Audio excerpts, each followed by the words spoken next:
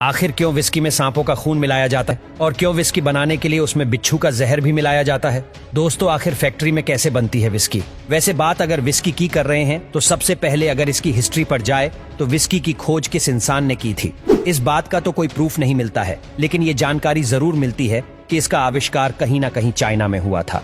कुछ लोगों ने इसके आविष्कार का श्रेय चाइनीज मोंक को दिया है, जहां ये लिक्विड अनाज को सड़ाकर बनाया जाता है और इसे कहीं ना कहीं दवाइयां के तौर पर इस्तेमाल करते थे। लेकिन इसके बाद जब ये तरीका स्कॉटलैंड पहुंचा तो यहाँ इस लिक्विड को इतनी मोहब्बत मिली कि इसे और बेहतरीन बनाने के लिए अलग अलग तरीके पर काम किया गया। साथ ही उसके बाद इसे बनाने के लिए कानून भी बना दिए गए। इसके बाद से ये विस्की 1820 में भारत आई और लोगों को अपने स्वाद और नशे में कुछ इस तरह से ढाल दिया कि आज इंडिया विस्की का इतना बड़ा मार्केट बन गया है, जहां देश के पॉपुलेशन का एक बड़ा हिस्सा शराब के नाम पर विस्की पीता है। अब हम बात करते हैं विस्की के मेकिंग प्रोसेस की। तो इसके लिए जो सबसे जरूरी चीजें हैं वो है अनाज, पानी और ईस्ट। अनाज में कौन सा अनाज इस्तेमाल में आएगा, ये उस बात पर डिपेंड करता है कि हम विस्की कौन सी बना रहे हैं। अगर हम सिंगल बोर्ड विस्की बनाते हैं तो उसके लिए अनाज के तौर पर राइन ग्रेन इस्तेमाल करते हैं, लेकिन अगर हम बर्बन विस्की बना रहे हैं तो अनाज के तौर पर 50% कॉर्न का इस्तेमाल होता है। अब बात करते हैं प्रोसेस की। तो विस्की की प्रोसेस कहीं लेवल से होकर गुजरती है, जिसमें सबसे पहले आता है सिलेक्शन एंड प्रिपरेशन। इस प्रोसेस में सबसे पहले ये तय किया जाता है कि इसमें कौन सा अनाज लेना है और उसकी क्वालिटी कैसी होगी, ये सब डिसाइड किया जाता है। साथ में पानी में कौन कौन सी मिनरल्स की मौजूदगी होनी चाहिए, इस बात का भी ध्यान रखा जाता है कि अगर पानी में लाइम मौजूद है तो विस्की मेकिंग प्रोसेस को काफी आसान कर देता है। इसके बाद हम आते हैं मोल्टिंग प्रोसेस में। इस प्रोसेस को अगर पहले एक साइंटिफिक काम से समझे तो इसका मकसद होता है इस्तेमाल में आने वाले अनाज के एंजाइम को प्रोड्यूस करना, क्योंकि ये वही एंजाइम होते हैं जो अनाज में मौजूद स्टार्च को सेल्यूलोज शुगर में बदलते हैं। इसके लिए सबसे पहले अनाज को पानी में 2 बार भिगो लिया जाता है और भिगोने के बाद उसे फिर से सूखने के लिए छोड़ दिया जाता है। ऐसा करने से ही एंजाइम प्रोड्यूस होता है। अनाज को सुखाने और उसमें स्मोकी टेस्ट लाने के लिए उसे कोयले के धुएं में सुखाते हैं और इस बात का ध्यान रखते हैं कि कमरे का टेम्परेचर 70 डिग्री से ज्यादा नहीं होना चाहिए।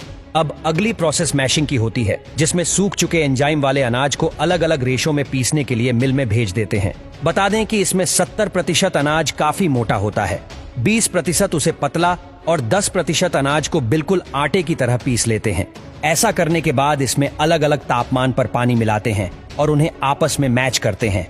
पानी मिलाने के बाद इस पूरे सॉल्यूशन का टेम्परेचर करीब 40 से 80 डिग्री तक रखकर कुछ दिनों के लिए छोड़ देते हैं। इस सॉल्यूशन में कुल शुगर 20 से 30% होता है। इसके बाद इसे फर्मेंटेशन प्रोसेस में भेज देते हैं, जिसमें सॉल्यूशन में ईस्ट मिलाकर छोड़ देते हैं, जिससे कि इसमें मौजूद स्टार्च अपने को सॉल्यूबल शुगर में बदलना शुरू कर देता है और यही से शुरू होता है अल्कोहल बनाने का असली सिलसिला, डिस्टिलेशन।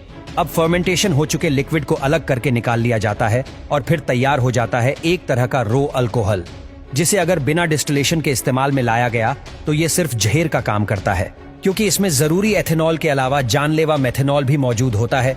इसीलिए अब इस जहर से एथेनॉल को निकालने के लिए इस लिक्विड को कॉपर के बड़े बड़े कंटेनर में भरकर रखते हैं, क्योंकि एथेनॉल 70 से 80 डिग्री पर ही वेपोरेट होना शुरू हो जाती है और भाप बनाकर ऊपर उठने लगती है। इसीलिए इसे इस टेम्परेचर पर गर्म करते हैं और जैसे ही एथेनॉल गर्म होकर भाप बनकर ऊपर उठती है, उसे एक पाइप के माध्यम से दूसरे कंटेनर में भेजते हैं, जहां इसे ठंडी हवा से होकर गुजारते हैं, जिससे कि एथेनॉल ठंडा होकर लिक्विड में बदल जाती है। और फिर बाद में जो लिक्विड बचता है, हम उसमें चेक करते हैं कि अल्कोहल सिर्फ 40 से 60% हो।